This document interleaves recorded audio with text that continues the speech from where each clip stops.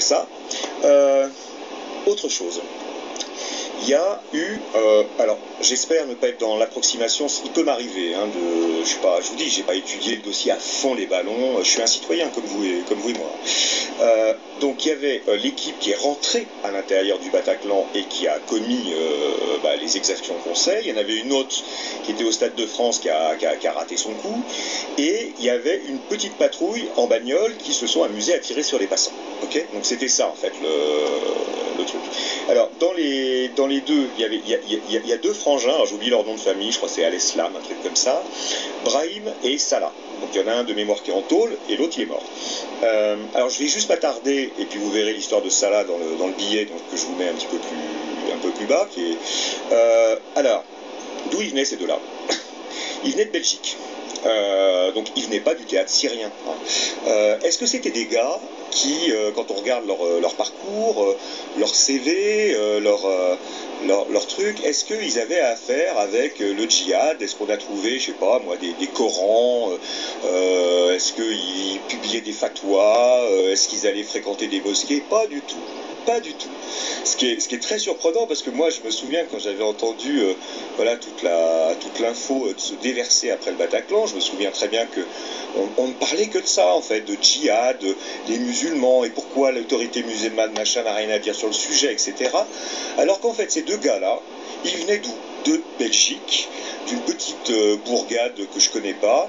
Il y en a un des deux qui était un patron de bar, coffee shop, qui était bien versé dans l'alcool, à qui on n'a retrouvé aucun antécédent djihadiste, qui a traversé tranquillou la frontière alors qu'il était suivi par les services belges qui filaient les infos aux Français. Apparemment les deux services ça fonctionnait pas tellement très bien l'échange d'informations entre eux, si j'entends la version des services de renseignement belges, parce que les services de renseignement français ont balancé des saloperies sur les Belges qui se sont vengés en balançant des saloperies sur leurs collègues français. Voilà.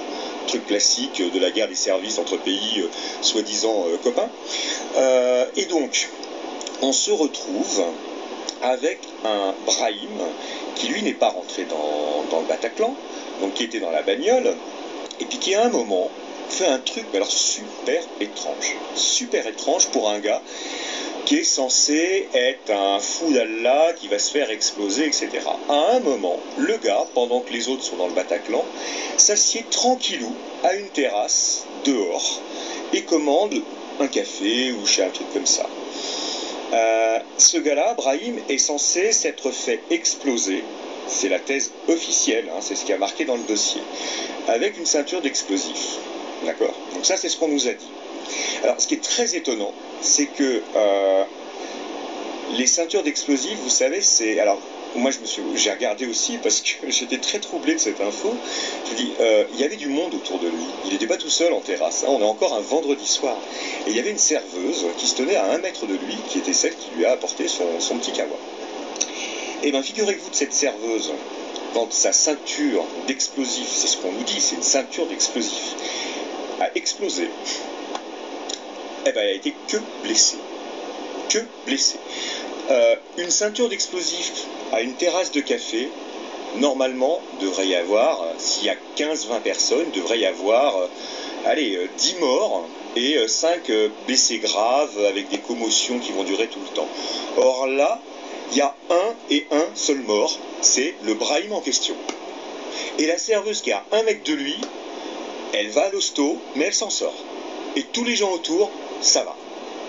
Vous trouvez pas que c'est un petit peu bizarre quand même? Deuxième chose, on est en train de parler donc de ce Brahim qui est censé être un fou d'Allah. D'accord? Donc le mec, il vient participer à un attentat monstrueux, ok? Il s'assied tranquillou, comme s'il venait de finir son boulot, à une terrasse de café pour commander un kawa.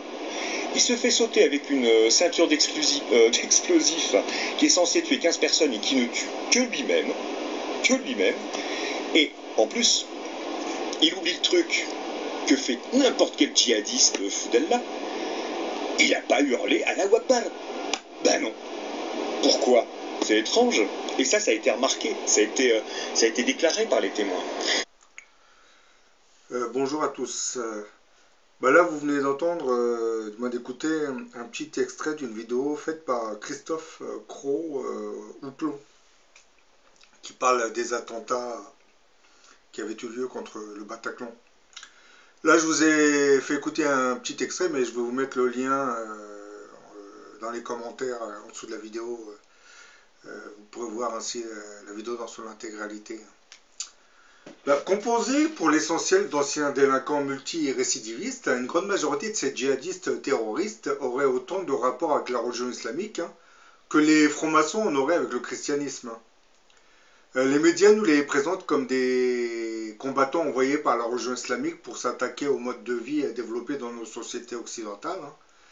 En surmédiatisant toutes ces attaques terroristes, on induit dans l'esprit de l'opinion une peur qui se traduira par une certaine exaspération de l'islam en général et du musulman en particulier.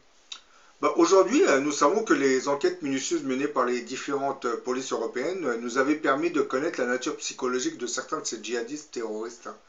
La majorité d'entre eux vivaient en dehors de l'islam, puisqu'ils étaient connus pour des actes de délinquance qui pour certains étaient liés au grand banditisme. Ils étaient fichés dans les commissariats pour ce genre de méfaits. Daesh ne recrute pas ses forces parmi tous ces délinquants. Je dirais que c'est plutôt le diable qui fournit à Daesh ces éléments dérangés psychologiquement parlant. C'est beaucoup plus facile pour le diable d'influencer ce genre d'individus car la délinquance dans laquelle il vivait, elle est prédisposée à accomplir des actes encore plus répréhensibles. Mais pourquoi donc nos médias, du moins les oligarchies qui les contrôlent, vont jusqu'à nous faire croire que ces terroristes seraient la résultante d'un embrigadement religieux islamiste intensif, alors qu'ils ne connaissaient pratiquement rien de la religion islamique qu'ils seraient censés servir à ces djihadistes.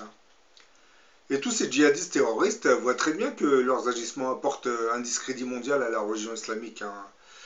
Dans leurs inconscients, beaucoup de ces terroristes en réalité n'aiment pas vraiment leur propre religion. Ils en auraient même, je dirais, du dégoût.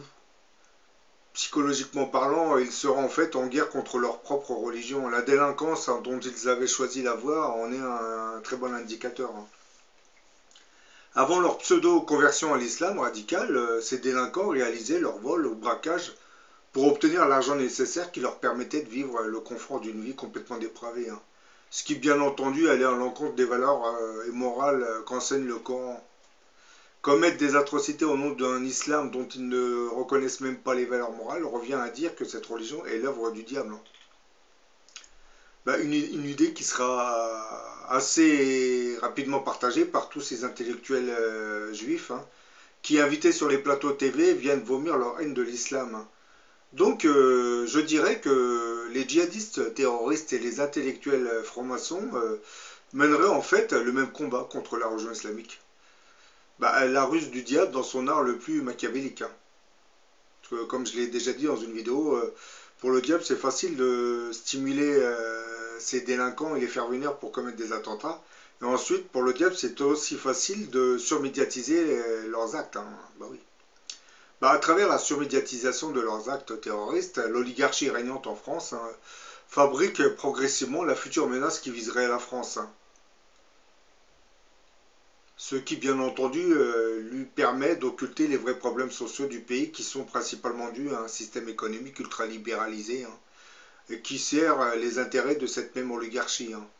Donc maintenant, vous comprenez pourquoi, à travers les attaques terroristes, on cible en réalité la communauté musulmane, dont on nous fait croire que c'est le problème du pays, alors qu'en réalité, le problème du pays vient du système économique, dont l'ultralibéralisme a généré toutes ces injustices sociales. Il ne faut pas se tromper d'ennemis, parce que comme ils savent que, du moins, cette oligarchie sait très bien que une partie du peuple de France est complètement abruti devant ces émissions de divertissement complètement débiles.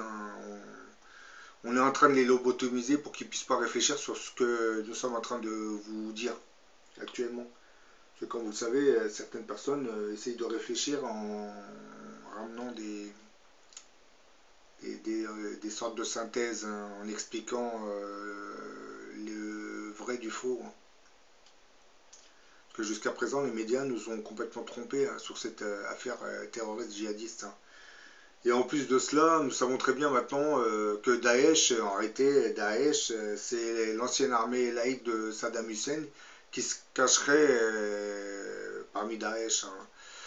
Parmi, comme le disait le criminologue Xavier Saufer, parmi les 50 dirigeants de Daesh, il n'y en a pas un seul qui est islamiste, hein. La grande majorité, ce sont des anciens officiers de l'armée de Saddam. Quand on nous dit que Daesh fait la guerre au nom de l'islam, j'ai un sourire, hein, parce que d'après ce que nous savons, l'armée irakienne était l'une des armées arabes les plus laïques dans le monde arabe. Raison qui vous explique pourquoi le gouvernement français de Chirac et ceux qui lui ont succédé avaient tendance à soutenir l'Irak. C'est surtout pour sa laïcité, parce que même le Front National, comme vous le savez, soutenait le régime de Saddam Hussein, puisqu'il ne soutenait pas les Arabes irakiens, le Front National, il soutenait surtout cette vision laïque de l'armée irakienne. Bah oui. Parce qu'à leurs yeux, cette laïcité combattait tout ce qui avait trait aux religieux dans cette région. Donc pour le Front National, c'était une bénédiction, le régime de Saddam Hussein, hein. C'est pour cette même raison que les gouvernements français et le Front National n'ont pas apprécié la mise à mort de ce régime par les États-Unis, hein. Mais bon, les États-Unis, ils ne regardent pas trop si vous êtes laïque ou religieux. Eux, leur but, c'est d'installer leurs intérêts, de moins de détruire des régimes qui les menacent et d'installer leurs intérêts dans la région. Bon, je vous dis à la prochaine pour une autre vidéo.